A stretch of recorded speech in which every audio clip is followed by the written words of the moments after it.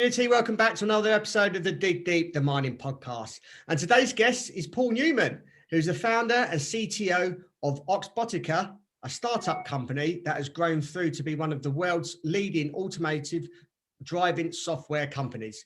They build software for real-world applications, drawing on principles of physics, robotics, and maths, AI, and heavily involved in the mining industry. Paul's a creator, pioneer, and innovator of autonomous vehicle technology.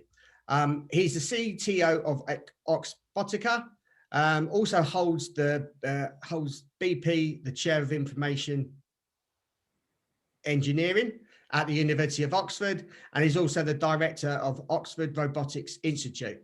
I thought it'd be good to get Paul onto the podcast to show us a little bit more in depth around the technological advances in automation within the mining industry. So let's get straight into this and welcome Paul to the podcast. How you doing, Paul? I'm doing good. Thanks, Rob. Thanks for having me.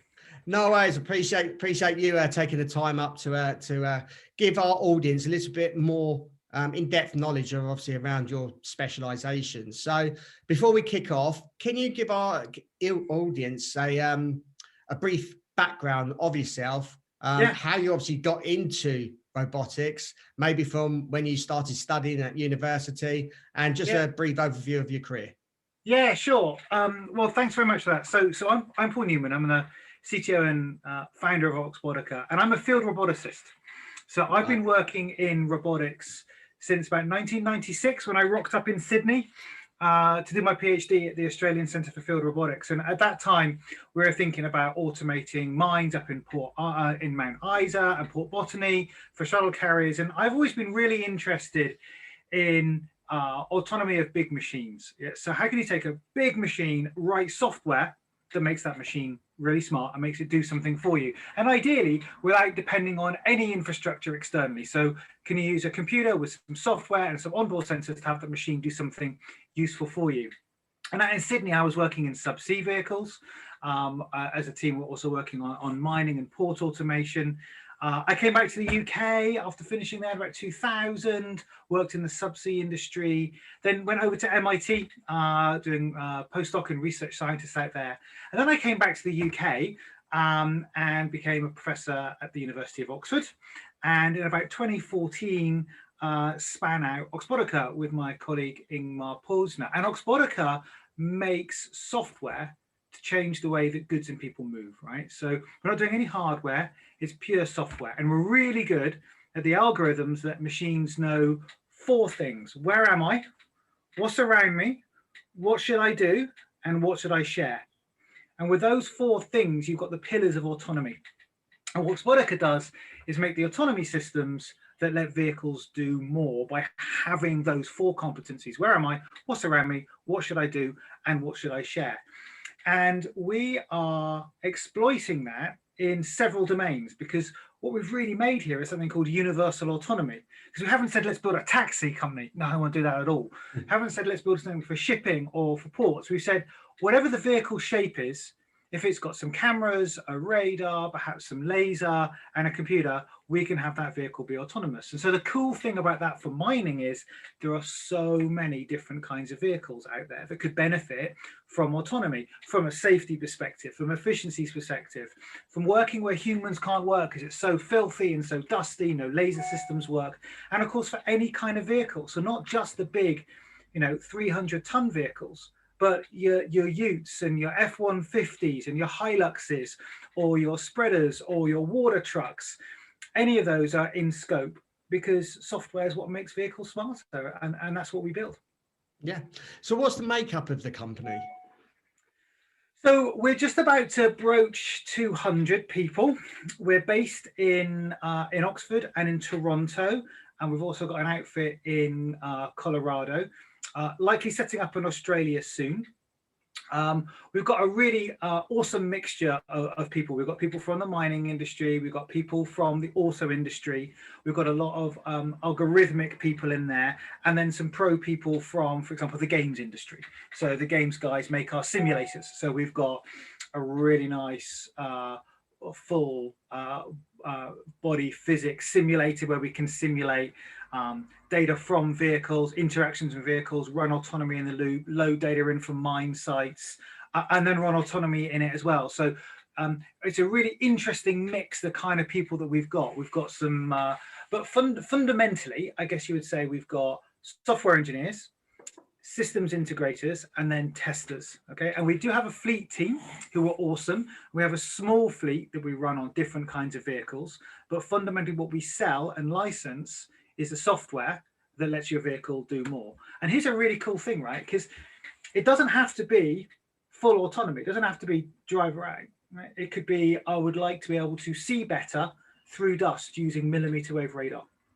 I would like to be able to not have to use a GPS to know where I am.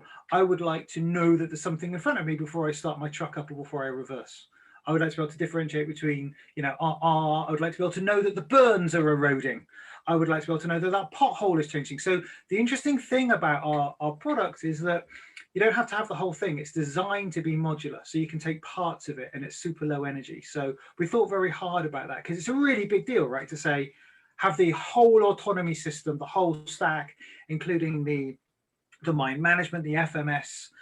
That's too much for some people. So it's interesting. We sometimes think about this thing as being a Russian doll, that they've got the full product, this is everything, but then you can take the dolls apart and there's more smaller parts inside. And an interesting thing, we start thinking about open autonomy, which is what we're working with Wenco on, in that we think that you should be able to sensibly ask to have different components of the next gen vehicle software, and vehicle integrators should be able to put those things together in the way that works for them. So we would like to have the perception system that combines computer vision and laser, or computer vision and radar. I would like to stick that with a vehicle controller from company foo. We think that's really important. So we're very open about the interfaces between the software components as well.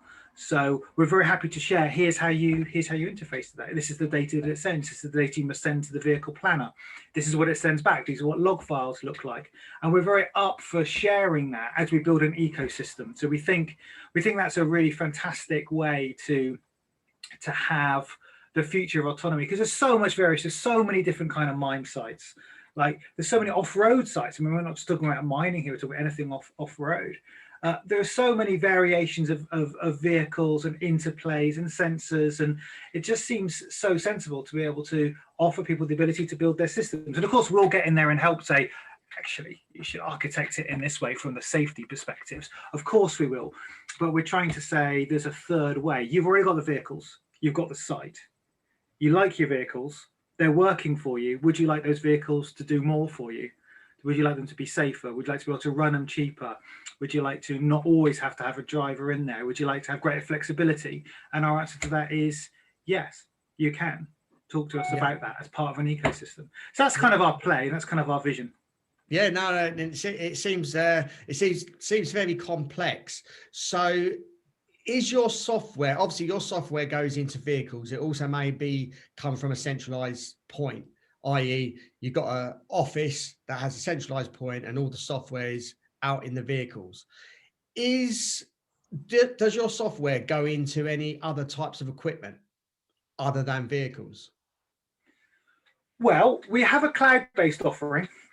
Yeah. So we call the vehicles the edge, right? Because they're out there and there's the compute. But we've got a whole suite of software that is about how do you manage and deploy and learn from autonomy deployments, right? So in there would be the simulation. So I've got my mine site, load the topography of that thing in, load the appearance and say, okay, here's how my autonomy system works here. There was an incident, stopped, replay it, that's all there. We've also got the data ingress facility as well. So how can you interface to whatever autonomy system that you want and ingress all that data, manage it, label it, learn from incidents, and that taps into the insurance side of things as well. So in the sense that, yeah, it does, because it goes into computers on the vehicles, but then there's also a cloud-based edifice around it as well.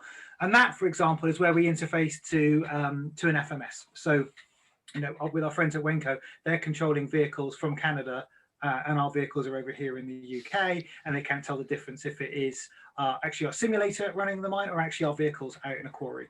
So it's the same thing. So that's kind of cute, and that's done through our cloud interface. Yeah, obviously you're talking about mine operations. Is your software used in, say, early exploration? And do you have sort of products and services, or your software goes into no, not so much. No, I mean, mostly we're talking about, and I can't tell you who we're working with, but we're contracting with several players at the moment, and that's about for operations mostly. So less. I mean, that's just simply because they're where their interests are. I mean, if you wanted to have a smart vehicle, then our software would work for that as well. And we would stand up a team dedicated to each partner. So we've got this idea of one, we have one product, right, which is the autonomy suite.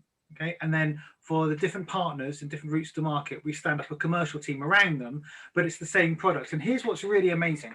The software that we run in quarries or mines is the same software that we're running around central London.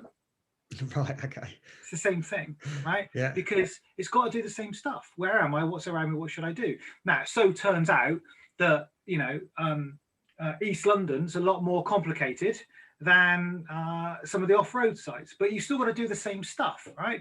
You still got to be able to perceive in crappy conditions. It's busy, although mine sites tend to be less busy than central London, but it's still the same thing.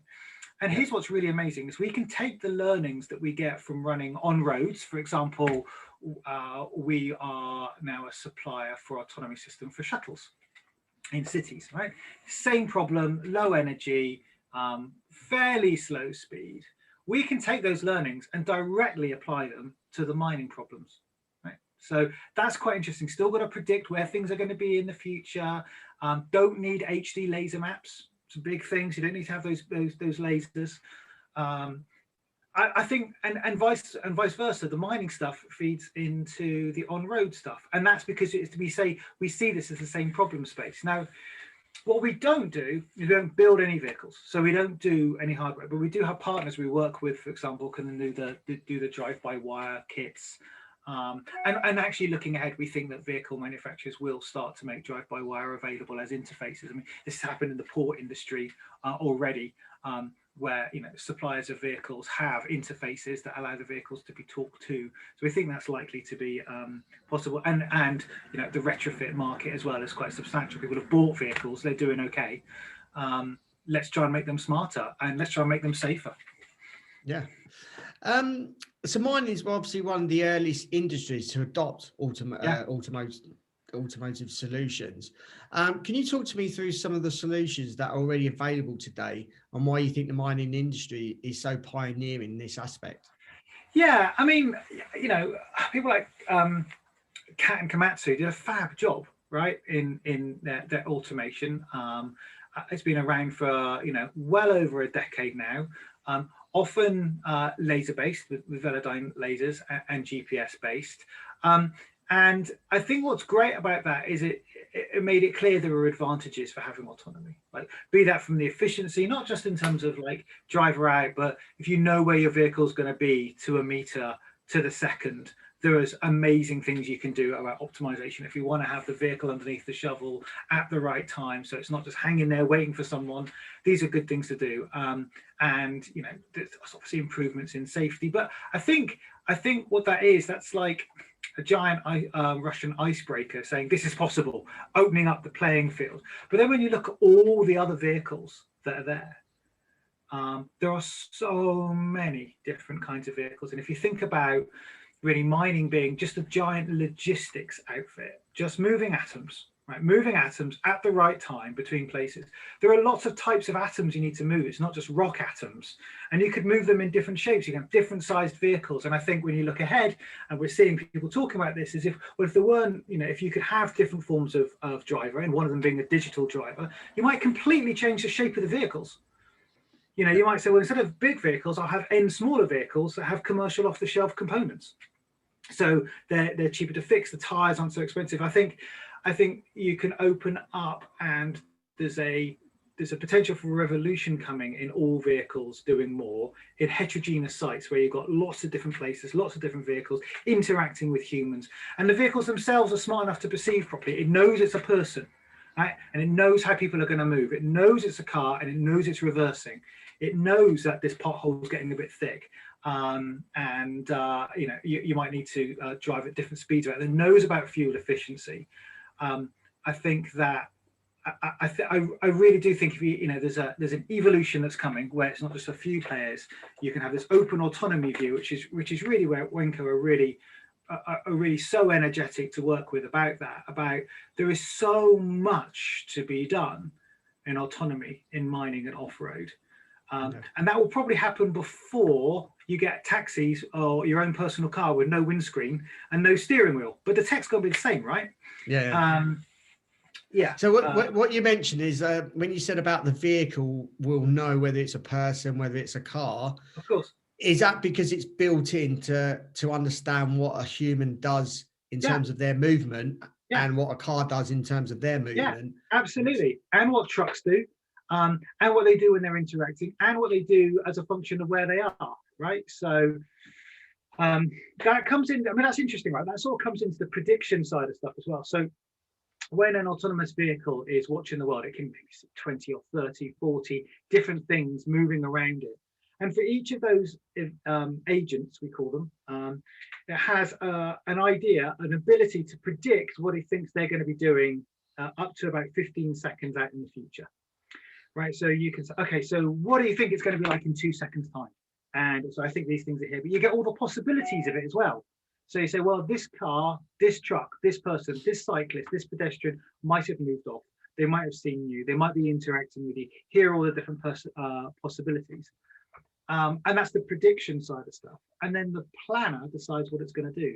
Of course, the interesting thing is we want to be able to perceive the world in a safe way. So we want to be able to perceive, like, what am I seeing with vision, so cameras and radars, which just see through any weather condition, through any amount of dust, and possibly LiDARs as well. So you want to have all of those options available to you in multiplicity. So several cameras, several radars, several lasers, whatever you choose your poison to be, and fuse all of that information together to go, yeah, okay, that's the back end of a Hilux.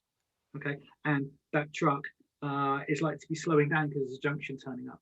So I better start to slow down preemptively because it's not indicating yet, but it's likely to turn. Oh, it didn't turn, it carriage stuck on. Okay.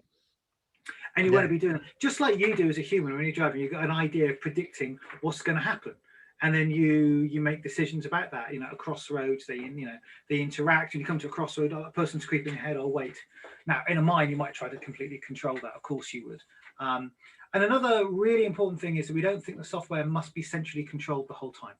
Okay. So the vehicles must be smart enough to be able to deal by themselves. Now, obviously, to be given work, they have to connect to something that dispatches the work. But really, that degree of autonomy, they must be. I mean, we do this all the time with vehicles on the road, right? They're not in contact with some central place. Sure, occasionally a packet gets through, but it doesn't have to be particularly high bandwidth. And very importantly, we think any comms between the vehicle and anything central should be open. Yeah. Right? Have a look. What data do you need? You want to know, how the perception's going, how the localization's going, what the control's doing. Sure, we'll share that. Absolutely. We wouldn't share the algorithms on how it works, but that's not necessarily, that's in our black box. But the bit that allows them to build a complicated system is being open and transparent about those APIs and the data that's being sent. In fact, we do a demo where we show an FMS talking to our system, and you can just look on the channel and you can see the messages. Just you can take a T of that, take some of that, and you got your own copy of them. That's absolutely fine. You can interact with them. Got you. And you mentioned obviously predictions. So how many predictions is for instance, a vehicle? How many predictions are they making every second their next move? Well, what it does is it makes the output of the thing, which we call the tracker in prediction. So the tracker takes a whole bunch of historical information and tracks things. I didn't see it on that frame. I did see it on that frame. We went behind a tree or went behind a burn. I can't really see it, or something got in the way. And it produces up, the tracker says, okay, from all the data that I'm getting every second, there's a thing, and it sort of identifies it as an object that's moving.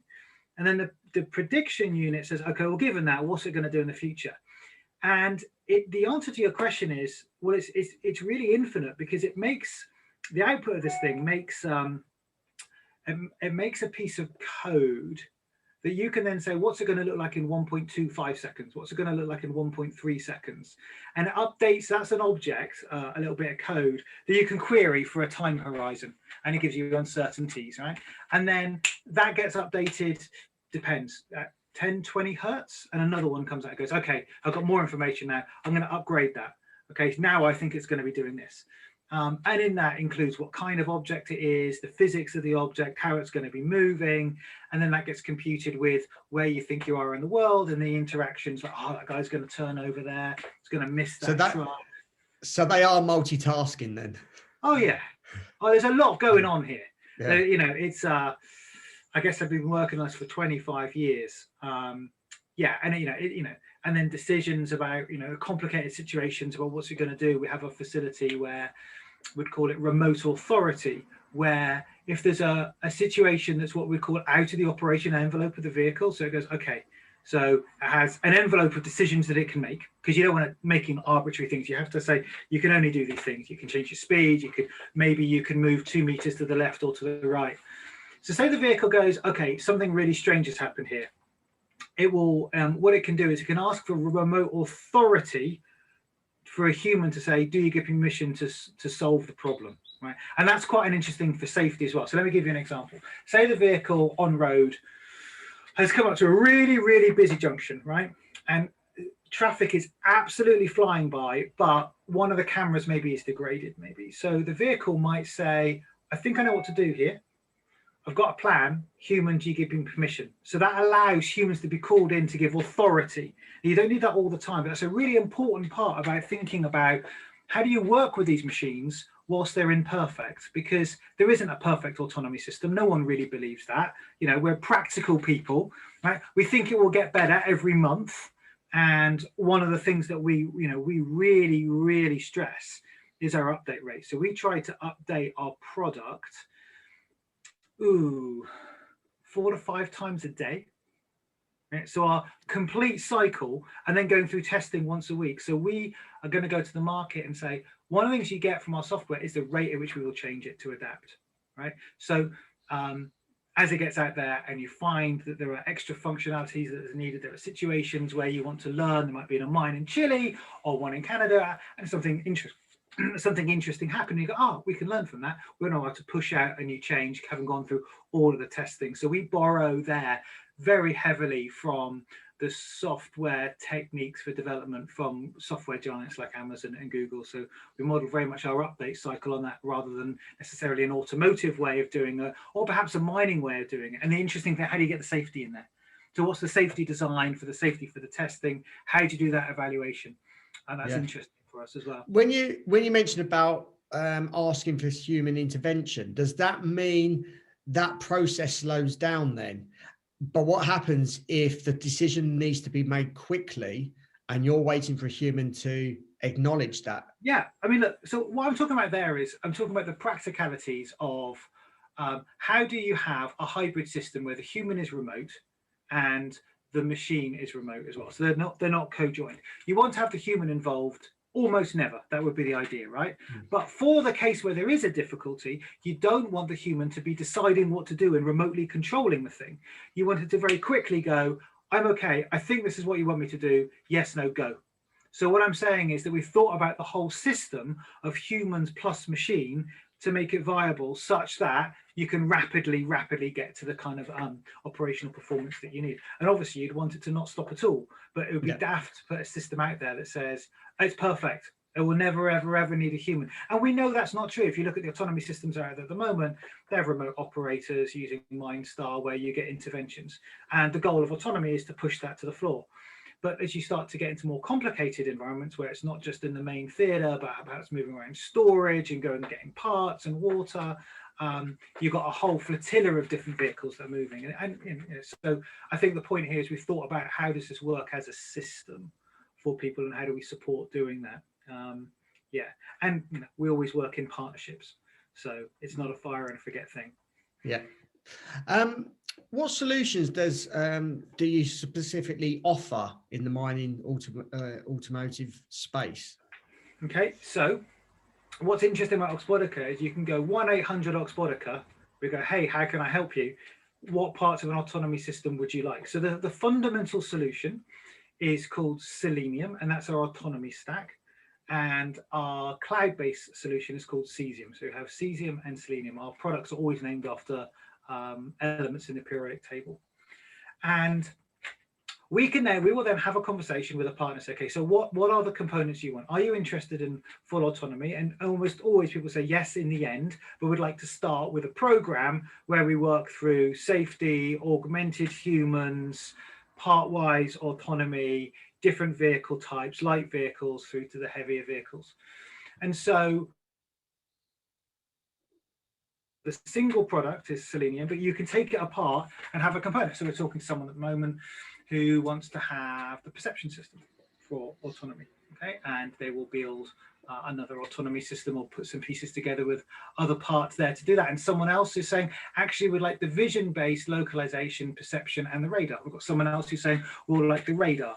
And again, they're all components of this bigger product. So if you like, you can think of it, you can kind of think of it like a Microsoft offering, right? So if you're a big business, you can take the Microsoft 360 offering, and then you might also say, well, actually, that I also want to have distributed Word and distributed Excel and PowerPoint, and so you can piece together the solution that you want. Fundamentally, there's an offering from Microsoft that's a horizontal play, and you can say, I'd like the mail server with it as well, or I'd like to have a cloud offering, and collaborative presentation making, and ours is a very similar model. So we have a horizontal play of software that provides autonomy, and then it can be customized and sold in whatever shape a particular customer wants. And then we offer an upgrade path through as new stuff comes through. And all the time, what we offer is we're working on the on-road domain as well, for providing shuttles for autonomy and delivery on-road, and everything that we learn there comes through into the mining offering, because it's the same thing. And that really is unique in doing that. So we get all the benefit of all of the people that we're working with, all of those domains going in to make our single product better for everybody, because we believe in universal autonomy. Yeah. There's not a mining solution. There is, where am I? There's not a mining solution. Do you see what I mean? Yeah. So what industries, and I'll take it's probably mining, are being more receptive to you, and what industries are pushing back, and why? So we've targeted a series of industries that ends up with mass transportation for people in cities. Okay, so, and we have supply contracts for that, and that's some years off as we go down there. Everyone off-road is interesting. So for example, BP is one of our investors, and they're super interested in autonomy and for safety and for monitoring in their off-road sites. So be that their refineries, their processing plants, the wind farms, or the solar farms. There are many vehicles moving around there that could become safer, lighter, cheaper, less CO2 for doing that. So that's really interesting. So everywhere you think, I mean, genuinely, everywhere where there's a multiplicity of different kinds of vehicles moving things around, there's an appetite for, could that vehicle look quite different if it didn't have to have a driver? Could it be cheaper? Could it be safer? Could it have less emissions? Can I have greater flexibility? Can I be more precise about where it's going to be? And truly, I say to you, every single industry we've looked at, someone has said, yeah, that sounds like, of course, we want to move stuff in a different way. And it's software that's going to make these things move in a different way across the board. You know, we were autonomous at Heathrow Airport 4 years ago, which was really amazing. So it was great, you know, airside with vehicles moving around there. We've done some ports, and we're doing some more ports now. And again, we can do this because you might be going, how can they do all these things? Well, we can do it because it's the same software. Like Microsoft don't write different software for accountants. Windows is the same if you're an accountant or a dentist. No. It's the same thing. Yeah, you might stick different data in your spreadsheet, but it's the same thing. Yeah. What benefits does Oxbotica software and autonomy in a wider sense bring to the industry? Well, I think the simplicity and the openness of it. So the fact that it's modular, that you don't have to have the whole thing, that it's a software. You choose the vehicle, you can choose what bits you want. That's really very unique. you can't be very unique. You're either unique or you're not. It's unique. We are low energy, so we don't need huge GPUs. Our target is just a few tens of watts for the whole autonomy system. The perception system runs on under 30 watts, and the radar runs on a 1 watt processor. So we really think very hard about that. I think the fact that we're a horizontal play is attractive because it's all vehicle types, and we work with partners to help them automate their kinds of vehicles. I think we've got some very interesting things in terms of our AI as well, and our where the AI interacts with the safety. So it's not a pure AI approach. We've thought very carefully about what does it mean to have a safe architecture here with different kinds of sensors. And then I think what's a really knockout is the way that we can then take the compute on the edge, and we can use that with our cloud-based offering to do the simulation, to do, for example, data generation. So I can show you pictures of mines where we've got images of vehicles in there that are totally synthetic, that we've never made up. We've been to a few, we've then learned from there and say, okay, so now we can generate images in this situation, in torrential rain, in dark, where we got flare. So that allows us to accelerate the testing loop as well. And actually, so we call that data expansion, because you're not going to get the safety by running just waiting to run 10 million miles. You need to do, if you're going to be releasing software and upgrades very quickly, which is what the industry wants to be responsive to that, how do you fold that into the safety? So we're developing some really interesting IP around that as well. Yeah. How easy is it to implement this software into a company or into a vehicle? And then also, how easy is it to actually use, and for a company or employees in a company to actually use the software? Yeah. Okay. So that's a great question. So we provide software and we team with partners who want to put this onto their vehicles. Typically, there is an engineering company, there's a cohort of engineers inside the business that wants to do this, right? Because it's a fast moving area. So it's not like we email you a CD and then your vehicle is autonomous. There's more to it than that. But where do we join the vehicle? We join the vehicle just above the canvas. So just above the fly-by-wire where we go wheel count, steering, are there. And then we leave just in the cloud where we say, okay, the vehicle is here. What would you like it to do? Right, which is where we can attach an FMS. And we can do anything in between there in different amounts. We don't mind what kind of compute architecture it works on. It doesn't need to be a particular kind of computer. It can be an x86 or it can be ARM-based. Doesn't need big GPUs, depending on, if at all, if it needs any, depending on what you want to do. And then we have a team of people that will help integrate that and build that program for autonomy. So we are program oriented, and it is new technology. It is going to change the face of off-road autonomy.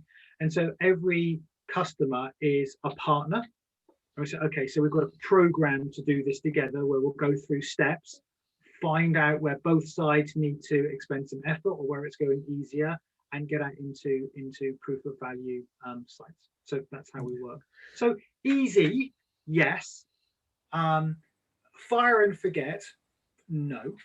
But that's not really surprising, given that you would work inside programs, because you've got to think about the whole thing as a system, right? So from the safety perspective, it's the combination of redundancies, both in hardware and sensors and compute and actual environment and installation. So you've got to think of it as a system, which you have to consider the safety for as a team.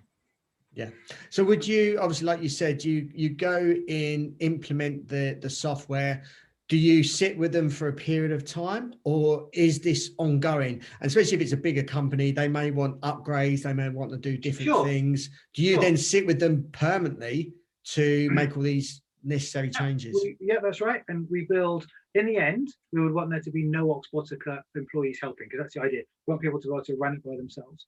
But during the programs, yes, we have engineers that support the flow, installation, configuration, and iteration of that software. And of course, one of the things we look for is, look, we will iterate this with you, right? So you will get the benefit of this updating as fast as we need to do, which is what a scale up can bring to this, right? So the way in which we can develop in software is so different from what people might be used to. That's an advantage for the speed at which we can do things.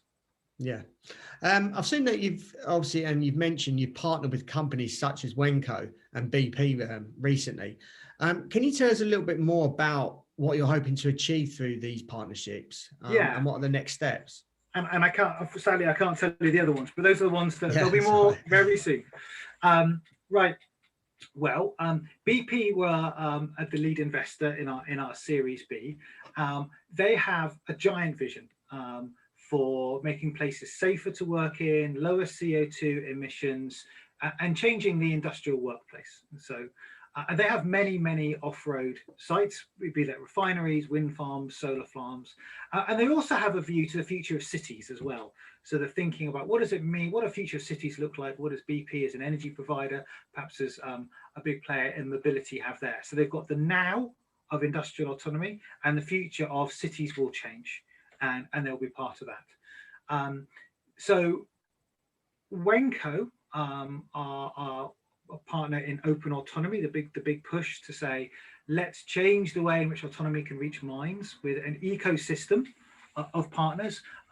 Wenco's FMS is deployed in I believe well over 100 sites, and Oxbotica is interfacing to that FMS to provide autonomy in our vehicles or vehicles of some of our partners as well, and it's interchangeable. So, and again, that's using the open autonomy paradigm. So we literally joined up their FMS with our Cesium, which is our cloud-based infrastructure, and it wasn't many days to do that, and that FMS was then controlling our vehicles.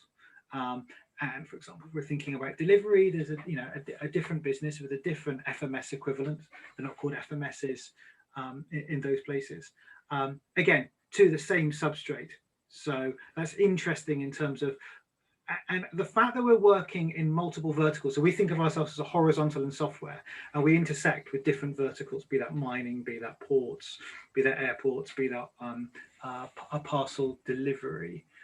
The fact that we have those interactions keeps us honest about universal autonomy and those open APIs and how easy they are to use. And it's a really challenging but a really vibrant place to be working. So we really believe that you get the best for autonomy. But I'm not saying that this autonomy is always on this kind of truck. That's what we developed it for. You're surely going to learn more by saying all the hundreds of thousands of miles that are driven in all different domains. There's something to be learned there from all of them. Yes, certainly. Oxbotica describes its solutions as universal. What does this mean, and what benefits does this approach deliver for your clients in the mining sector and beyond? Right. And go on. I was going to also say, how are you able to operate in so many sort of industries by comparison to some companies, such as a small team? Right. So let me answer that last one first. So we're a software play. We're not doing any hardware. So we're not trying to build our own vehicle types, and we're not trying to be a B2C. So we're not trying to build a fleet of taxis, and we're not trying to build a whole bunch of mining vehicles. We are, and this is the same paradigm, like Microsoft Windows, works if you're a dentist, an accountant, or a plumber. Okay, because the data and the actual detail of what you use it for is different. But the generic thing of I need to be able to make files and save them and write and load pictures, those are common things, right? So our focus is what's common between all industries that have vehicles that carry people or goods. And our view is that you need the software that says, where am I, what's around me, what should I do, is common. Right? So that's the kernel, the core thing that we work on. Now, where that horizontal intersects different verticals, we form partnerships. So in mining, we form partnerships to say, okay, so we've got this operating suite of autonomy software. Let's work together to get that onto the vehicles of your choosing. And we're not going to build the vehicles, and we're not going to build the sensors, and we're not going to become a mining operator. We don't become a miner. There are people who know how to do that. They're really good at that. They're called miners. So that's not where we want to be at all. And as we're doing that, our horizontal is getting fed and nurtured and nutrients from working, for example, in the shuttles domain as well for airports, because there's still safety requirements that come through from automotive that we know about. So best standard safety requirements for automotive definitely informs best standards in mining, but for us, it's the same product. So that's how we get this crazy ability to scale. And also we thought extremely hard about how you can use AIs to train AIs to generate training and test data that transcend having to do hundreds and thousands of miles per release on physical software. And really that answers a universal question as well. Like, it's a universal problem. Where am I? What's around me? What should I do? And I'm sounding boring because I keep saying the same thing, but that's why we call it universal autonomy. Now, we are not working in every domain simultaneously because we just blow up. We have so much interest. We have chosen mining. We have chosen some logistics, outdoors logistics, and we've chosen shuttles as key verticals where we'll intersect, because mining's environments in terms of the complexity of traffic, and there are no 4-year-olds typically in mines, is simpler than Kensington High Street or the Champs-Élysées. Okay, they're simpler, so they can be ordered in that sense. And of course, mining's got a rich, amazing heritage in autonomy. So miners understand that it's a program. They also understand where it leads to. They understand what the benefits are. So the case has been made. Yeah. What makes your technology different to more traditional autonomous vehicle solutions? And what's the importance of your software being sensor agnostic and not reliant on external infrastructure? I just wonder if you can explain that in more detail. Yeah. So look, we say we're sensor agnostic, meaning that we don't really care what sensor types are being used. We don't, we can use cameras, or we can use lasers, or we can use radar, and typically we use them in any combination. So we're not wed to a particular kind of sensor, and that's important because the people that want to work with us may have providers of sensors or systems that are already set up to do something, and they would like to leverage those sensors. So we'd like to help with that. And again, for compute, again, we don't want to have to say it has to be this kind of computer. It could be whatever computer you have, so long as you've got enough compute power on there, you'll be able to do stuff. I think that is a differentiator. Again, the differentiator is it's not monolithic. You can have components of it. Our freedom from GPS is important. So we're not dependent on a GPS to know where we are at all. Obviously, if you've got one, you can use it, which means we can work underground. We can work at cliff edges, at cutting faces, where we don't need to have line of sight for the sky. And we can use that using different modalities as well. And we don't need to have HD laser maps. So, for example, the radar maps are only 10 megabytes per kilometer. So there's a big change there. And then coming back to the cloud stuff, the fact that we have this integrated suite of software, again, with a simulation that can simulate laser data, vision data, run autonomy in the loop. And when you combine that with our ability to synthesize test data, which is really important. So we can say, okay, here's a mine. I'm going to synthesize a scenario, and I'm going to then say that was interesting. Give me 10,000 copies of that in different variations. That can go in part of my test rig. We can say, okay, so here's a cliff face. Here's part of a city. Here's part of a town. Here's part of a refinery. What does this look like in pouring rain? Let's just text the perception systems against that. Is an interesting proposition in terms of our ability to scale, to do testing in the place of interest, in that particular theatre of operation, in that mine in Chile or Canada. Let's have a go and see what this perception system would be like in conditions we've yet to experience. Yeah. What are the next steps for the technology, and how do you see Oxbotica involvement and influence developing in the mining industry? Yeah, so thanks to our partners, you know who you are if you're watching. As we move out, we will be. They are routes to market. We will be carrying on with the strengthening of that product placement and its use out there, getting those miles. We'll be growing. We'll be growing out in North America. We might set something up in Australia soon as well. And really, like our strength comes from the people and our partners that we're working with, for example, Wenco and our friends out there. As we grow, connecting that FMS with our autonomy system and deploying it in as many ways as we can in those right partnerships. People who say, look, we know this is coming, we want to be market leaders, we want to be at the front of this. How does this work? How can we attach to a scale up with the kind of energy and the expertise and the openness and the rapidity of iteration that Oxbotica provides? And we want to hear, what do you as a user of autonomy, as an operator of a site, one from your autonomy system, tell us, and we'll put it in there for you. As easy as that. Well, yeah, that's what people want, right? And it's software, so it doesn't have mass. So we want to have that conversation, and we are, agile enough to do that. Yeah. Paul, really appreciate your time. Providing this content. You can tell how passionate you are about this, and I take it. Obviously, you're driving the company forward.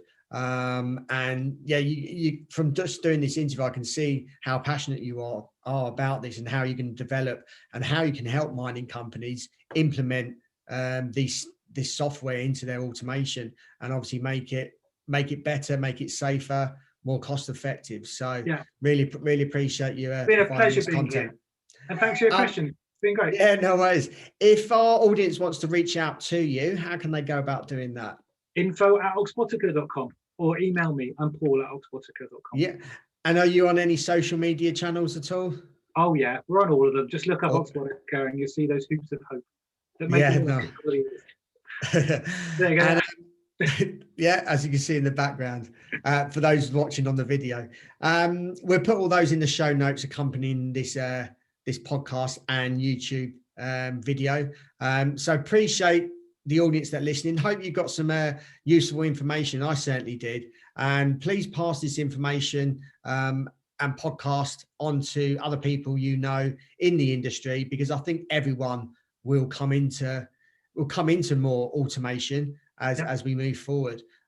So it's going to involve more of our automation. Is going to be obviously more part of our lives, not just socially, but also obviously in the workplace. So please share the video, like below, and again, podcast listeners, appreciate if you can tell your friends, colleagues, family about this episode. I'm sure they'll be willing to listen to this and know more about automation. So Paul, really thank you for your time. Pleasure. And until next time, happy mining. Stay safe, everyone. Bye.